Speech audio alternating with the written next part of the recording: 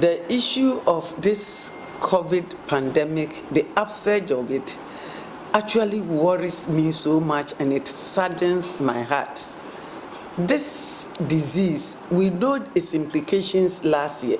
Many people lost their loved ones, many people lost their jobs.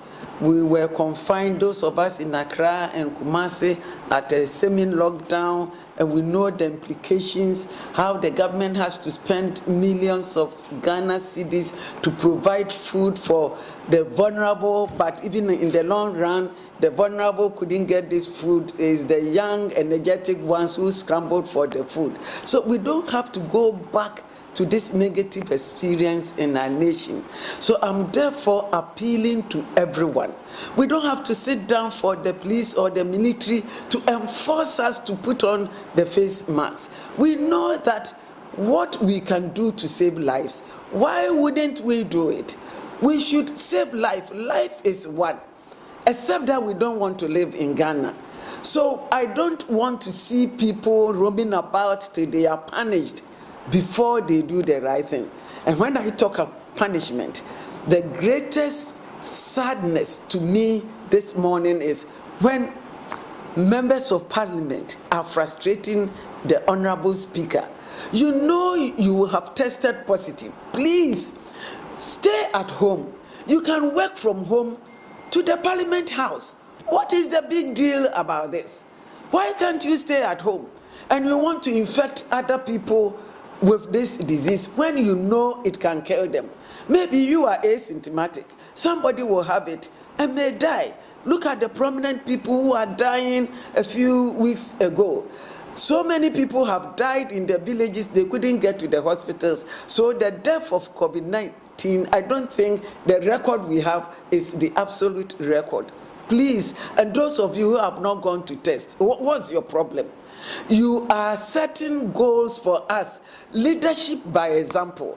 And if you resist testing, just testing, what are you telling us, the populace? Please, we are listening, we are looking, we are watching you. Set good example. Why should people in the streets be arrested and punished for not wearing the mask? And you, an honorable, you have decided not to go and test.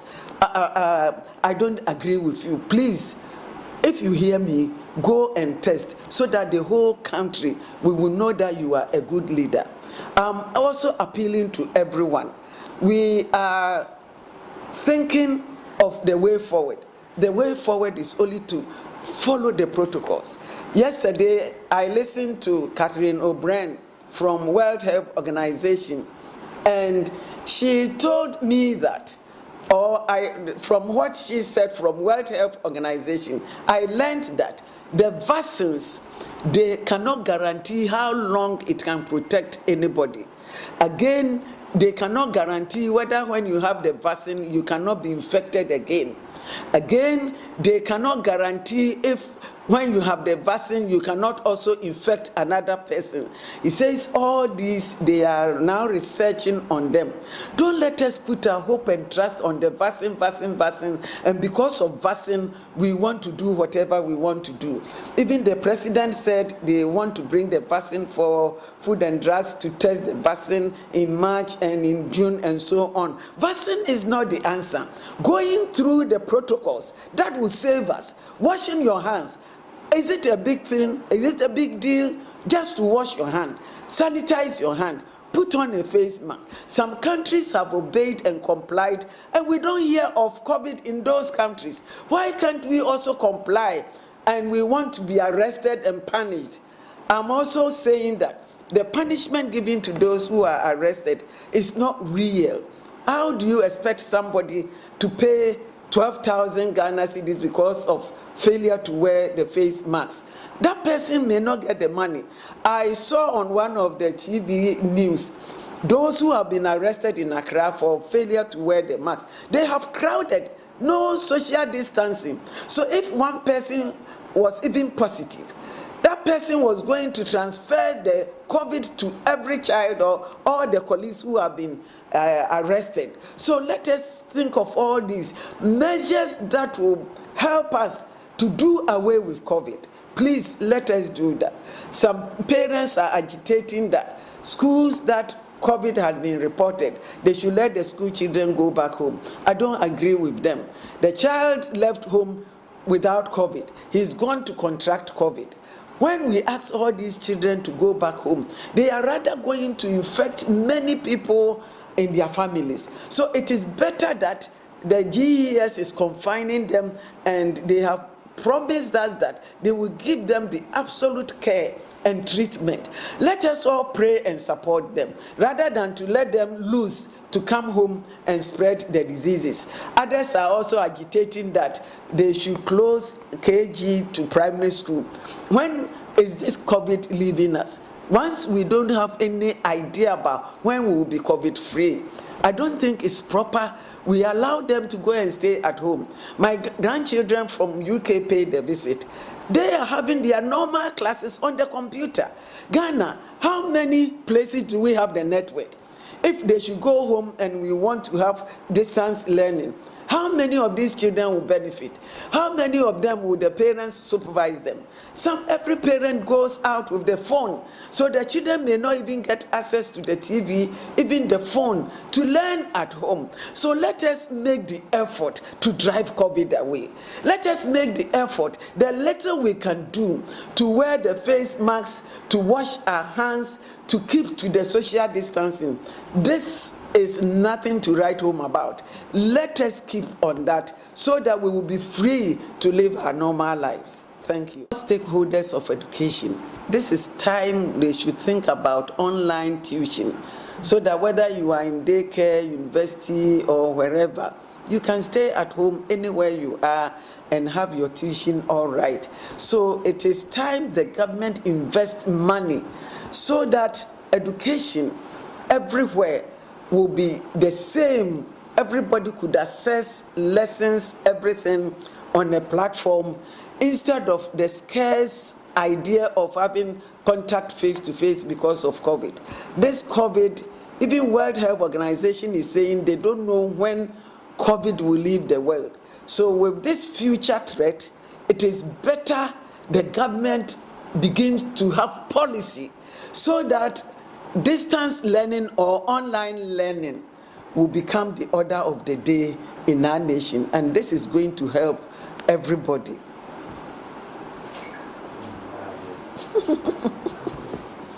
So at this juncture, we would call on government and all stakeholders of education to make it a policy to introduce, especially the telcos and the Ministry of Education, that they should put in more infrastructure in extending our broadbands to the rural areas, to places where internet is now a necessity to access education.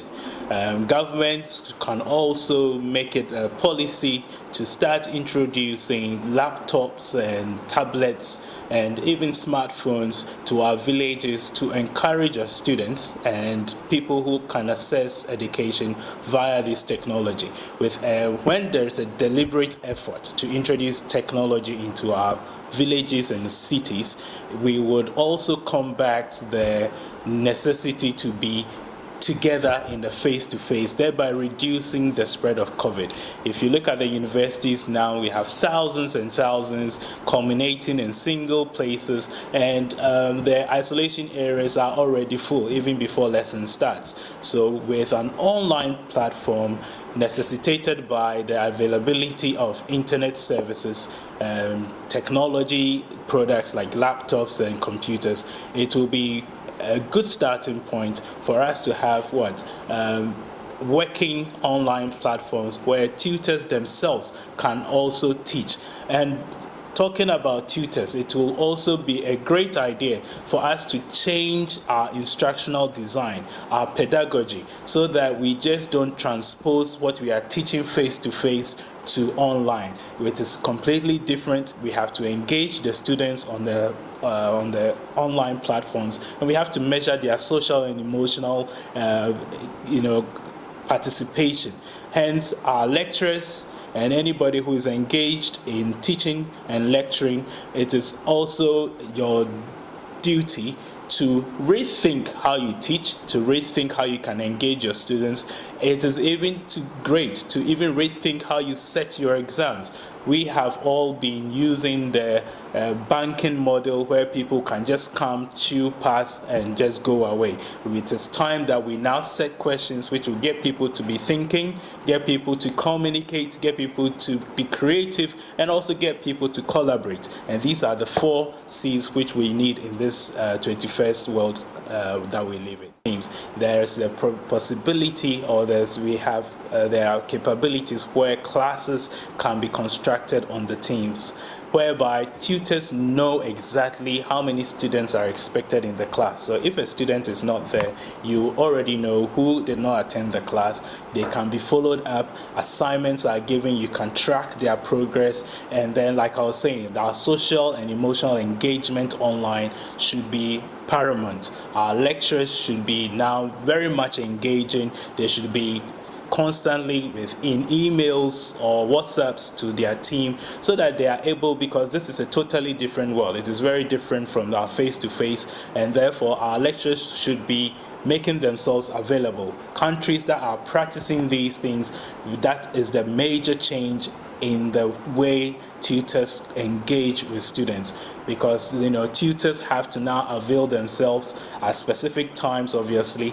so that they are able to now engage their students to participate in the learning themselves. As we all know, distance learning or online learning has a capacity, according to research, to get students to learn more. It is even 90% self-learning, and students really engage with their learning, like we have in our JEC, just like we do with our models. Our models are designed so that students are able to learn themselves, and then we are able to engage with them. So these online platforms, whether it is going to be locally designed or we are going to use standard ones from Google or Microsoft Teams, have to be configured in ways where students cannot just be, just miss classes and still gain their certificates, but then they are thoroughly engaged in whatever they have to do. Now, even there are VRs and ARs which allow them to do even lab work, which allow them to do even in medical school. There are videos which allow them to see sections and other practical work online. They can engage in these things all online. Technology is advancing, and if we commit to engaging with this technology, it will also help us. It will engage and then eventually develop the whole nation. Thank you.